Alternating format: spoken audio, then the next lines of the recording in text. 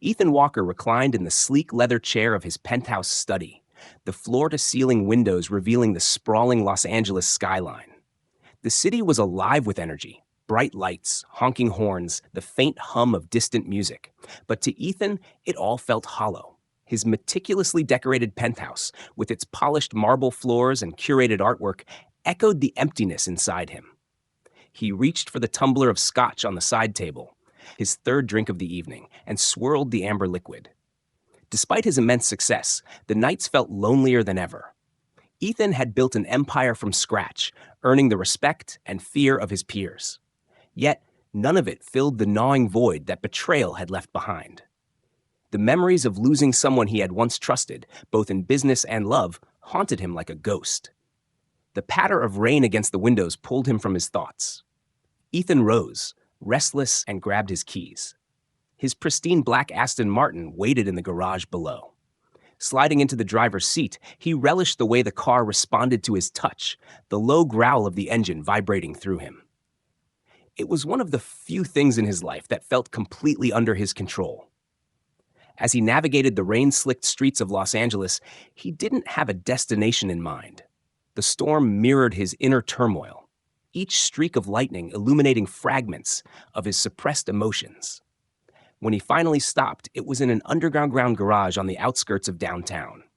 The space was dimly lit, the faint hum of fluorescent lights providing an eerie ambiance.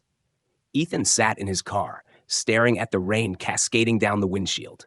He had come here out of instinct, searching for solitude, but what he found would change everything. Ethan's gaze drifted to the far corner of the garage, where something caught his eye. A dark figure, hunched against the wall, barely distinguishable from the shadows. At first, he dismissed it as a heap of discarded clothes, but as his eyes adjusted, he noticed movement. The figure shifted slightly, and a faint shiver became visible. Curiosity piqued, Ethan stepped out of the car, his polished shoes clicking against the concrete. The cold air bit at him as he approached. The figure was a young woman, her thin frame wrapped in a soaked hoodie, her hair plastered to her face. She clutched a small backpack to her chest as though it were her last possession. "Hey," Ethan called out, his voice soft but firm. The woman flinched, her wide eyes filled with mistrust as she looked up at him. "I'm fine," she muttered, her voice barely audible over the rain echoing through the garage. "You don't look fine," Ethan replied, his sharp gaze taking in the signs of her struggle, the hollow cheeks, the trembling hands. "How long have you been out here?" "Does it matter?" she shot back, her tone defensive. Ethan hesitated. Normally, he would have walked away. He wasn't the type to get involved in strangers' lives. But something about her vulnerability, her quiet defiance, stirred something within him. "I live nearby," he said, surprising himself with his next words. "You shouldn't be out here in this weather. Come with me. You can warm up at least for a little while." She stared at him, her expression a mix of suspicion and desperation. "Why would you help me?" Ethan's jaw tightened. "Because no one else will." The rain fell harder as the woman, after a long pause, finally nodded. Ethan gestured toward his car and she climbed in, her movements tentative and cautious. The drive to Ethan's penthouse was quiet, the tension between them palpable. The woman sat rigidly in the passenger seat, her fingers gripping the straps of her backpack. Ethan didn't press her with questions, sensing her wariness. When they arrived, the penthouse's warm light and modern elegance stood in stark contrast to her disheveled appearance. She hesitated at the door, her wide eyes taking in the marble floors, high ceilings, and sleek furniture. "This way," Ethan said, leading her to the living area. He retrieved a plush towel from a nearby cabinet and handed it to her. "There's a bathroom down the hall. Take as much time as you need." She stared at him, unsure, before nodding and disappearing down the corridor. Ethan sank into the couch, running a hand through his dark hair. What had possessed him to bring a stranger into his home? It wasn't like him to act impulsively, yet he couldn't shake the feeling that this encounter was significant. When she finally returned, she was wearing one of his oversized robes, her wet clothes bundled under her arm. She looked less fragile now, her hair brushed and face clean, but her guarded expression remained. "What's your name?" Ethan asked as he handed her a steaming cup of tea. "Sophie," she said quietly, sitting on the edge of the couch as though ready to bolt at any moment. "I'm Ethan," he offered, his tone softer than usual. Their conversation was brief, filled with polite but clipped responses. Sophie's mistrust was evident, but Ethan couldn't blame her. He'd grown accustomed to skepticism himself. Still, as the rain continued to pound against the windows, he couldn't shake the sense that meeting Sophie was the first crack in the wall he had built around his heart. The rain had stopped by the time Ethan noticed the faint glow of dawn breaking through the penthouse windows. He had spent most of the night on the couch, scrolling through his phone aimlessly. Across the room, Sophie sat stiffly, her hands wrapped around the cup of tea he'd given her hours earlier. Ethan glanced up from his phone. "Did you sleep at all?" Sophie shook her head. "I'm not used to this," she said, gesturing at the luxurious surroundings. Ethan put his phone down and studied her. "Where were you before the garage?" he asked, his voice careful not to sound interrogative. Sophie hesitated, her fingers tightening around the mug. "Around," she said evasively. Ethan leaned back in his chair, observing her guarded posture. "You don't have to tell me anything you're not comfortable with, but if you're staying here, you need to eat and rest. You can't keep running on empty." "I don't plan on staying long," Sophie replied, her voice tinged with defiance. "I didn't say you had to," Ethan said evenly. "But while you're here, you're safe." The words hung between them, their weight heavier than Ethan intended. Sophie's expression softened for a moment, but the distrust in her eyes never fully disappeared. As the morning light filled the room, Ethan found himself more intrigued by her than he cared to admit. She was like a puzzle, each piece revealing just enough to keep him curious, but not enough to solve the whole picture. By the time evening rolled around, Ethan had expected Sophie to leave, but she hadn't. Instead, she had lingered quietly in the living room, alternating between staring out the window and flipping through one of the many books on his shelves. She hadn't said much, but her presence was oddly comforting, breaking the monotony of his usual solitude. Ethan busied himself with work, retreating to his study to review a stack of reports. Yet he couldn't focus. Sophie's presence in his home was a constant distraction. He found himself wondering what had driven her to the streets, what kind of pain she carried beneath her guarded demeanor. As night fell, Ethan emerged from his study to find Sophie dozing lightly on the couch. A blanket he had left folded on the armrest earlier now covered her, and her features, relaxed in sleep, seemed younger and more vulnerable. He hesitated, unsure of what to do. His life had always been ruled by structure and logic, yet Sophie's sudden presence had disrupted everything. For the first time in years, he felt something stir inside him, something he wasn't ready to name. When Sophie woke, she looked startled to see him standing nearby. "I should go," she said quickly, sitting up and smoothing her hair. "It's late," Ethan said. "You can stay the night. No strings attached." Her eyes narrowed suspiciously. "Why are you doing this?" Ethan sighed, running a hand through his hair. "Honestly, I don't know. Maybe because I know what it's like to feel alone." Sophie stared at him for a long moment before nodding slowly. "Just for tonight," she murmured. Ethan watched as she settled back onto the couch, her eyes fluttering shut. For the first time in years, he found himself wanting to know someone beyond their surface, a desire that both unsettled and intrigued him. The next morning, Ethan woke early, his usual routine disrupted by the thought of Sophie in the other room. When he entered the kitchen, he found her already awake, staring out at the city skyline with a cup of coffee in her hands. "Morning," Ethan said, his voice still rough from sleep. Sophie turned, her expression unreadable. "Morning." He noticed she had neatly folded the blanket from the couch and placed the books she had touched back in their original spots. The gesture, small as it was, struck him as thoughtful. "I made coffee," Sophie said, gesturing to the pot on the counter. "Thanks," Ethan replied, pouring himself a cup. They stood in silence for a moment, the tension between them lighter than the day before. "I should leave today," Sophie said, breaking the silence. "You don't have to," Ethan said quickly, surprising even himself. "At least not until you have a plan. Do you have anywhere to go?" Sophie hesitated, her eyes darting away. "No," she admitted softly. "Then stay," Ethan said firmly. "You're not a burden, Sophie." Her gaze snapped back to him, her expression a mix of disbelief and something else, gratitude, perhaps. Ethan realized in that moment how rare it must be for her to hear those words. As they sat down for breakfast, the conversation was tentative but less guarded than before. Sophie began to open up, sharing small details about her life. Ethan listened intently, aware of the fragile trust being built between them. By the time breakfast was over, Ethan felt a strange sense of relief. For the first time in years, his penthouse didn't feel quite so empty. The next morning, Ethan found Sophie standing in front of the floor-to-ceiling window, holding a worn photograph in her hands. Her usually guarded expression was soft, tinged with sorrow. Quietly, Ethan approached, curious about what had captured her attention. "What's that?" he asked gently, nodding toward the photo. Sophie hesitated before handing it to him.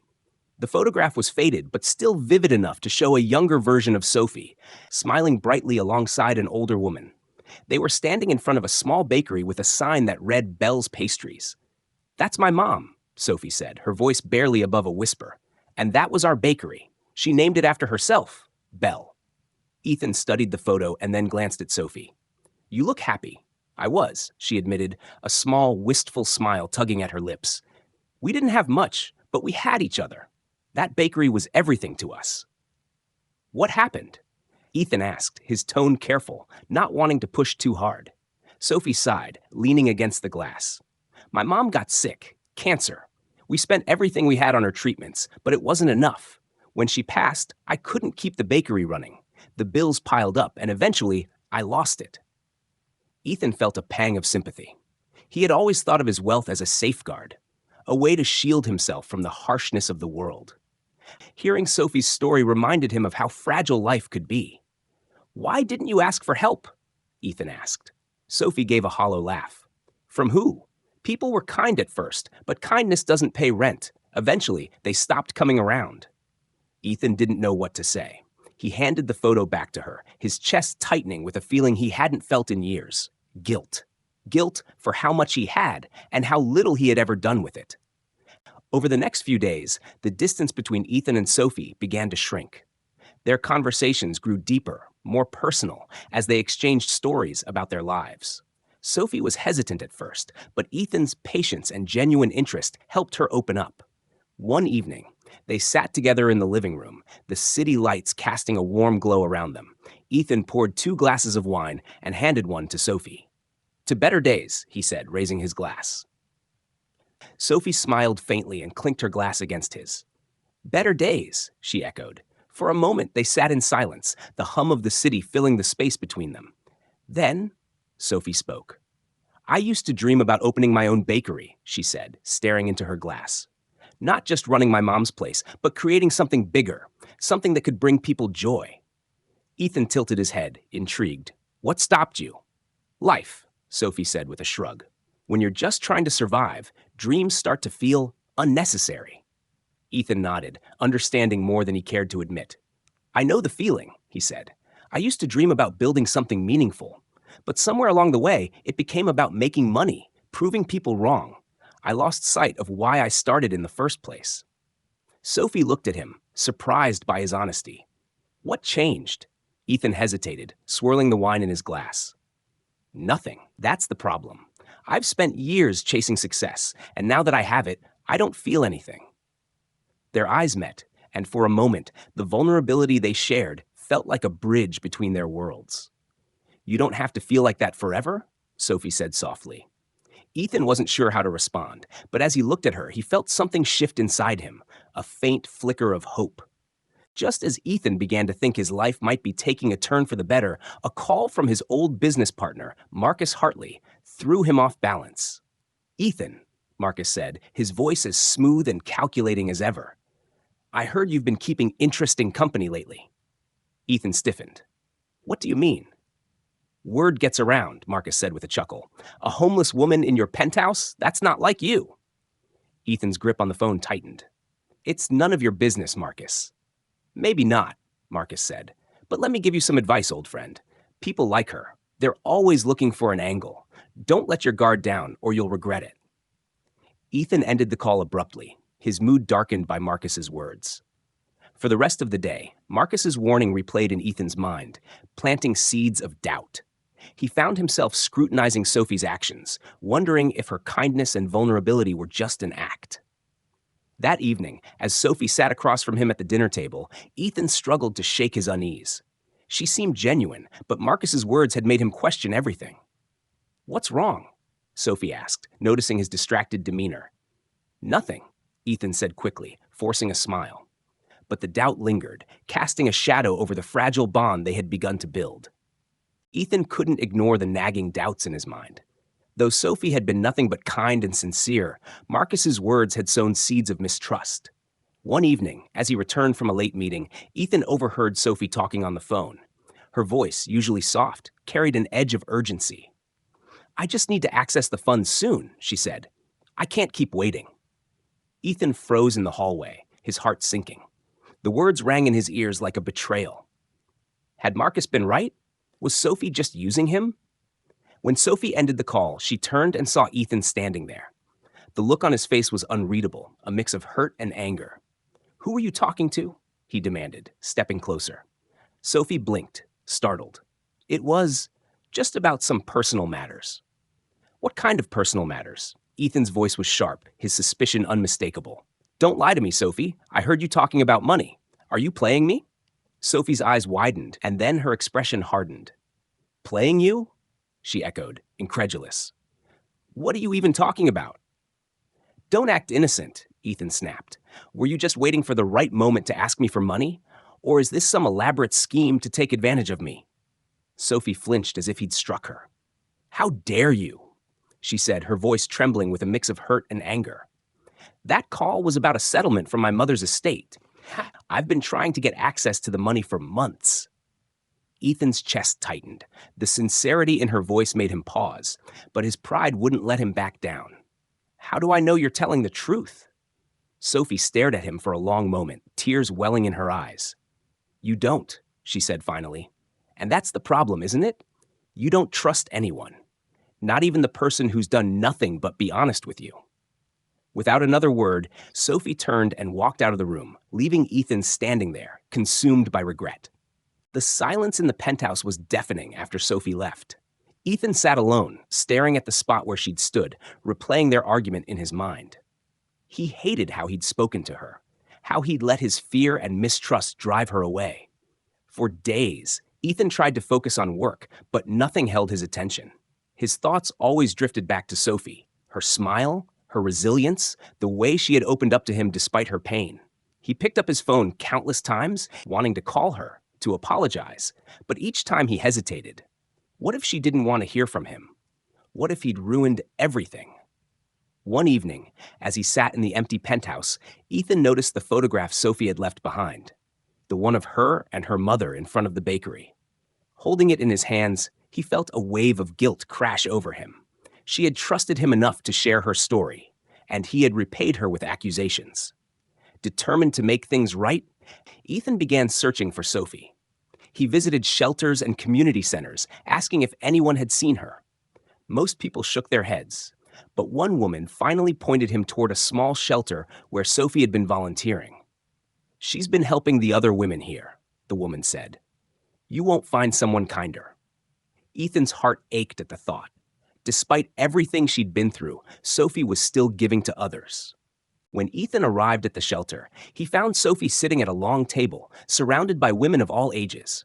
She was patiently explaining how to fill out job applications, her voice calm and encouraging. For a moment, Ethan simply watched her. She looked different, stronger, more at peace. He felt a pang of admiration and guilt all at once. As the group dispersed, Sophie noticed him standing in the doorway. Her expression shifted, a mixture of surprise and wariness. "What are you doing here?" she asked, her voice guarded. Ethan took a deep breath and stepped closer. "I came to apologize," he said. "I was wrong to accuse you, Sophie. I let my own insecurities get the better of me. And I hurt you. I'm sorry." Sophie folded her arms, her eyes searching his face. "Why should I believe you this time?" "Because I'm done letting fear control me," Ethan said earnestly. "You showed me what it means to trust, to care about someone, and I threw it away because I was scared. I don't want to be that man anymore." Sophie's expression softened, but she didn't speak. "I don't expect you to forgive me right away," Ethan continued, "but I'd like the chance to earn back your trust." For a long moment, Sophie was silent. Then she nodded slowly. "You hurt me, Ethan, but I can see that you're trying, and I think everyone deserves a second chance." Relief flooded Ethan's face. "Thank you," he said, his voice thick with emotion. As they left the shelter together, Ethan felt something he hadn't felt in years, a sense of hope. Sophie wasn't just someone he had helped. She was someone who had helped him heal, and he was determined to build a future that was worthy of her trust. Their journey was far from over, but for the first time, Ethan was ready to face it with an open heart. Ethan and Sophie's journey was not a fairy tale. It was a story of growth, healing, and second chances. Their lives had been shaped by pain and mistrust, but together they found the courage to face their scars and rebuild. Ethan learned that true strength came not from wealth or power, but from vulnerability and trust. Sophie rediscovered her own resilience, proving that even in the darkest times, hope could light the way. Their bond, forged through hardship and understanding, became a foundation for something beautiful, a partnership built on mutual respect and love. As they walked side by side into the future, they knew the road wouldn't always be easy, but with each step, they were no longer walking alone. And that made all the difference. Thank you so much for taking the time to listen to this story from start to finish. We hope it touched your heart and reminded you of the power of trust, second chances, and finding hope even in the darkest moments. If you enjoyed the story, don't forget to like this video, subscribe to our channel, and hit the notification bell so you never miss another heartfelt tale. We'd also love to hear your thoughts. Share your favorite moments or lessons from the story in the comments below. Your support means the world to us, and it helps us continue bringing you more stories that inspire and connect us all. Thank you, and we'll see you in the next video.